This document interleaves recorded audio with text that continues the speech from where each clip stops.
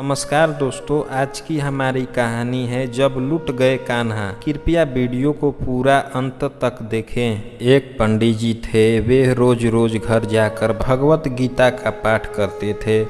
एक दिन उन्हें एक चोर पकड़ लिया और कहा, तेरे पास जो कुछ भी है मुझे दे दो। तब पंडित जी बोले, बेटा मेरे पास कुछ नहीं है, तुम एक काम करना, मैं यहीं पड़ोसी के घर में जाकर भगवत गीता का पाठ करता हूँ। वो यजमान बहुत दानी लोग हैं। जब मैं कथा सुना रहा हूँगा तुम उन्हें घर जाकर चोरी कर लेना। चोर मान गया। अगले दिन पंडित जी जब कथा सुना रहे थे तब वो चोर भी वहाँ आ गया। तब पंडित जी बोले कि यहाँ से मीलों दूर एक गांव है वृंदावन, वहाँ पर एक लड़का आता है जिसका नाम कान्हा है। वह हीरो जवाहरातों से लदा रहता है। अगर कोई लूटना चाहता है तो उसको लूटो। वे रोज रात को उस पीपल के पेड़ के नीचे आता है जिसके आसपास बहुत सी झाड़ियां हैं। चोर ने यह सुना और खुशी खुशी वहां से चला गया। वह चोर अपने घर गया और अपनी बीबी से बोला कि आज मैं एक कान्हा नाम के बच्चे को लूटने जा रहा हूँ, मुझे रास्ते में खाने के लिए कुछ बहान दे दो। पत्नी ने कुछ सत्तू उसे दे दिया और कहा कि बस यही है जो कुछ भी है। चोर वहां से यह संकल्प लेकर चला कि अब तो उसे कान्हा को लूटकर ही आऊंगा। वह पैदल टूटे चप्पल में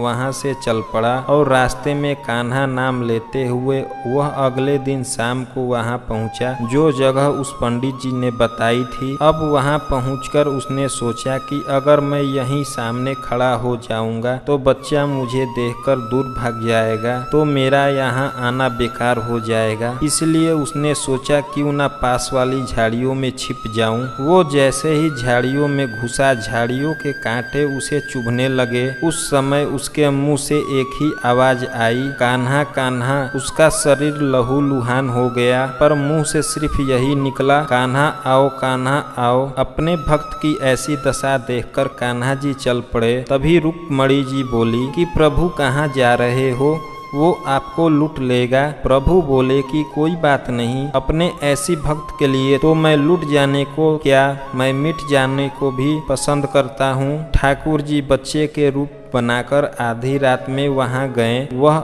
जैसे ही पेड़ के पास पहुंचे तो चोर एकदम बाहर आ गया और उन्हें पकड़कर बोला, ओ कान्हा तूने मुझे बहुत दुख दिया है, अब यह चाकू देख रहा है न, अब चुपचाप अपने सारे गहने मुझे दे दो। कान्हा जी हंसते हुए अपने उसे सब कुछ दे दिया।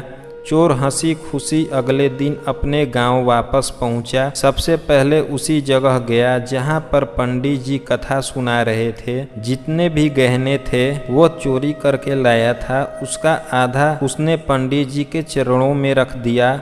जब पंडित जी ने पूछा कि यह क्या है, तब उसने कहा कि आपने मुझे उस कान्हा का पता बता दिया था, मैं उसको लूट आया हूँ और यह आपका हिस्सा है। पंडित जी सुने तो यकीन नहीं हुआ।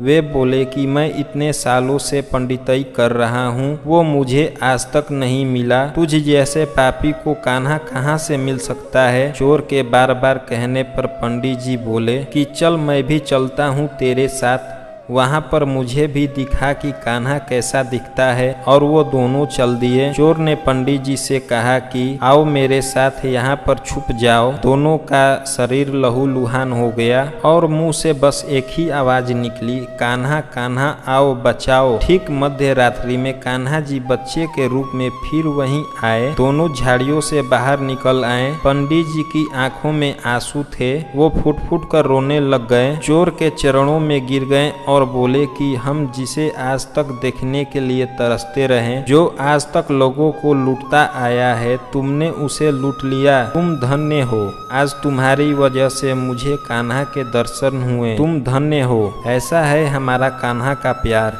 अपने सच्चे भक्तों के लिए। जो उसे सच्चे दिल से पुकारता है वो भागे भागे चले आते हैं। प्रेम से कहिए श्री राधे राधे। मेरे तो गिरधर गोपाल दूसरों ना कोई।